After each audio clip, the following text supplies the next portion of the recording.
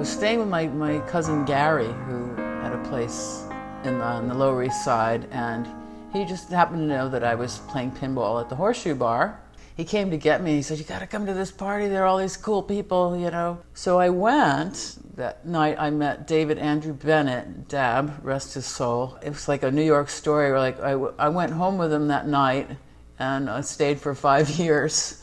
We had a lot of great parties. We were certainly quite poor. It didn't seem to faze us a whole lot. I can remember one time we were going to Seatown shopping, and noticed it was in the wintertime, and there were these bushel baskets full of the outer leaves of the cabbage that had been removed and just like discarded and like set outside. Mm-hmm. And I looked at that, you know, because I know how to cook. Yes, I do.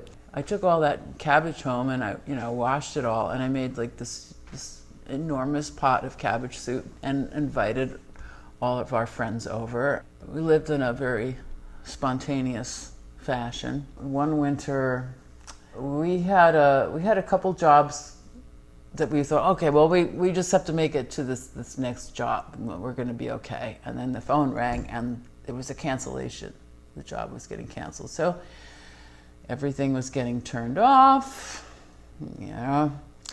And Dab was a resourceful kind of fellow. He happened to have this, God, I don't know why, he had like an ice fisherman's stove. Mm-hmm. So there we were, like at East 6th Street with, we just like knocked a brick out, you know, he like knocked a brick out of the back of the place, and we had like a little, you know, making little omelets on the ice fisherman's stove, and the refrigerator, the window ledge was the refrigerator.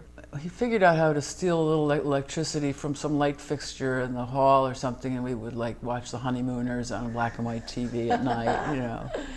And I think, and that time was actually a very important time for me, because even though we temporarily, you know, things improved, everything got turned back on, but you know, during that time, there was just this deep happiness that I had that was unshakable. And, you know, I kind of like, I rather enjoyed the ice fisherman's stove, actually. Here is a place outside